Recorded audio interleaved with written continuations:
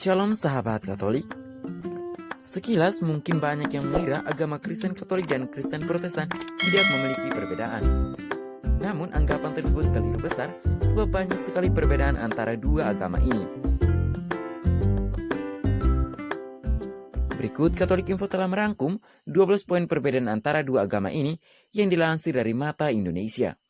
Penasaran? Yuk simak video ini sampai tuntas. Sebelum lanjut ke videonya, pastikan Anda telah menekan tombol like jika kalian suka video ini. Jangan lupa juga tombol subscribe. Dan bunyikan loncengnya agar tidak ketinggalan konten dan video terbaru dari channel ini. Terima kasih, selamat menonton.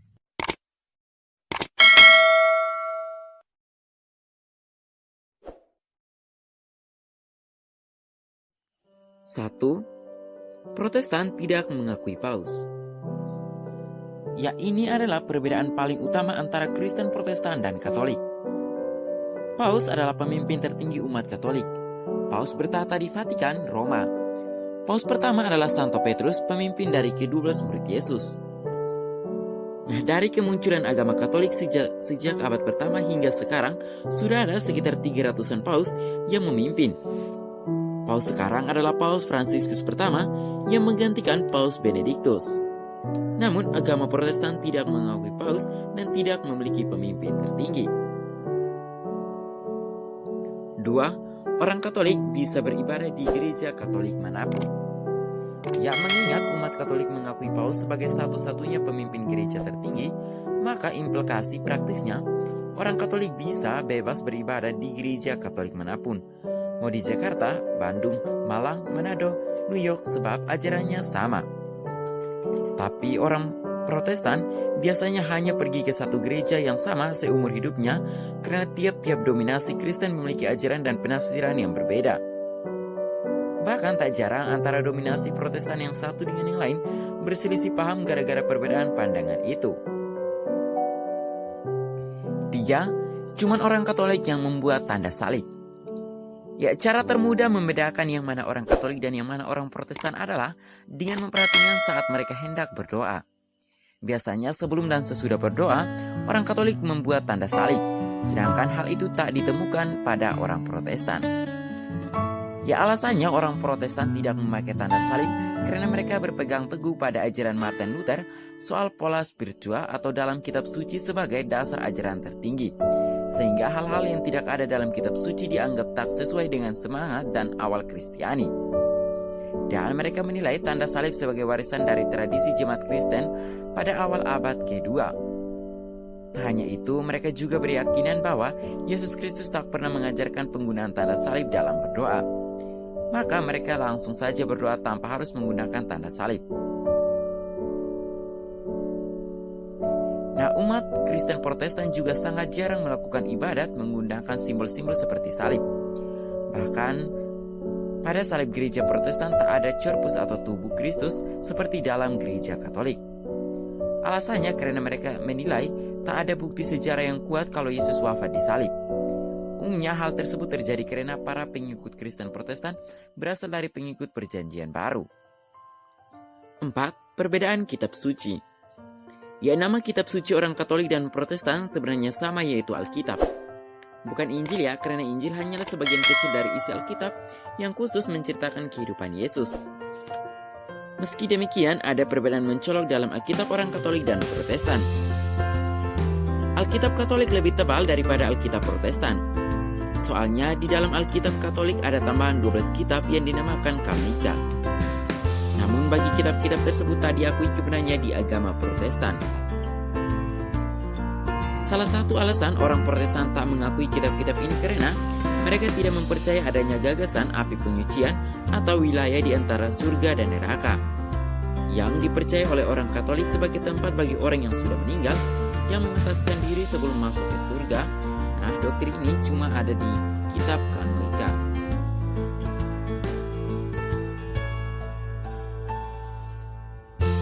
5. Pemuka agama Katolik tidak boleh menikah, sedangkan Protestan boleh.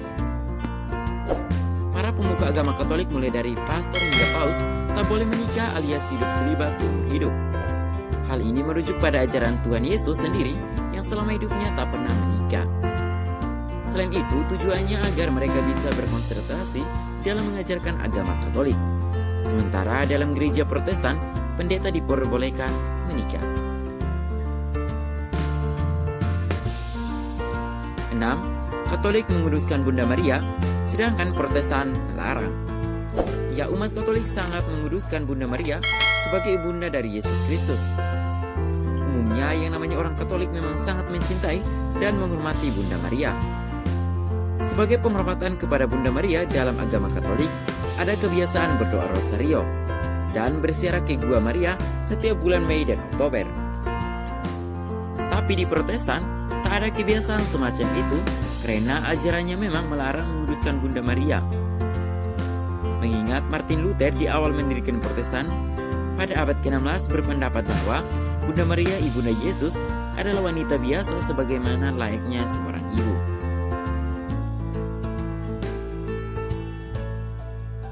7. Katolik mengakui para kudus atau santo santa, sementara Protestan tidak. Ya, para orang kudus merupakan orang-orang yang memiliki iman yang sangat kuat sehingga dipercaya sudah masuk surga. Orang kudus laki-laki disebut santo, sedangkan perempuan disebut santa.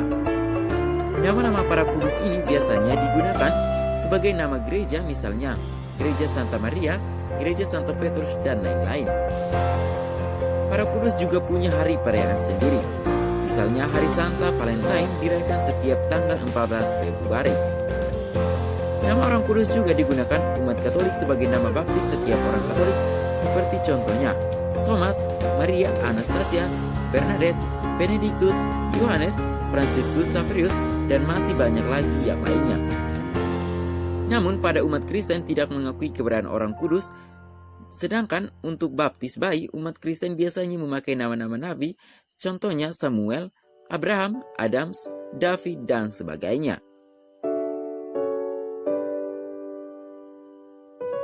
8. Perbedaan pada sakramen suci.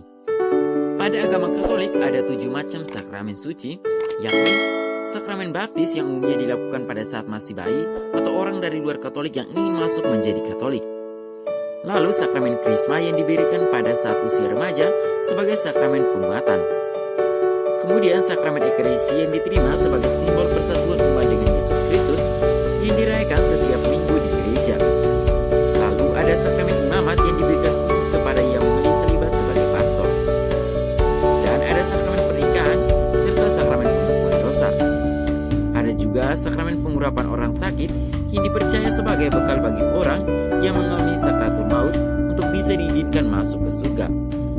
Sementara dalam agama Kristen Protestan hanya diakui 2 sakramen saja, yakni sakramen baptis dan sakramen Ekaristi. Baptis sebagai simbol bahwa manusia telah menenggelamkan kehidupan duniawinya ke dalam kematian Yesus Kristus dan selanjutnya dibangkitkan oleh Yesus Kristus menjadi ciptaan yang baru. Roma bab 6 ayat 4. 10. Perbedaan peribadatan. Ya, peribadatan orang Katolik disebut misa, sedangkan peribadatan orang Protestan disebut kebaktian. Keduanya berbeda dalam hal isi maupun tata cara pelaksanaannya, walaupun sama-sama dilaksanakan pada hari Minggu. 11. Masalah penafsiran kitab suci. Ya, dalam Katolik orang biasa tidak boleh menafsirkan kitab suci. Satu-satunya yang boleh menafsirkan kitab suci hanyalah magisterium, yaitu para ahli-ahli agama yang berpusat di Roma. Orang-orang Katolik di seluruh dunia tinggal mengikuti ajaran penafsiran magisterium tersebut dan tidak boleh menafsirkan kitab suci menurut pengertian mereka sendiri. Sedangkan menurut ajaran Protestan, semua orang punya sama dalam menafsirkan kitab suci dan dimonopoli pemuka-pemuka agama saja. Sekilas kelihatan lebih enak ajaran agama Protestan ya, soalnya lebih bebas. Namun ternyata ada dampak signifikannya. Umat Katolik di seluruh dunia lebih bersatu karena mereka memiliki satu pendapat yang sama tentang kitab suci. Jadi agama Katolik lebih bersatu dan tidak terbagi-bagi menjadi aliran-aliran yang lain.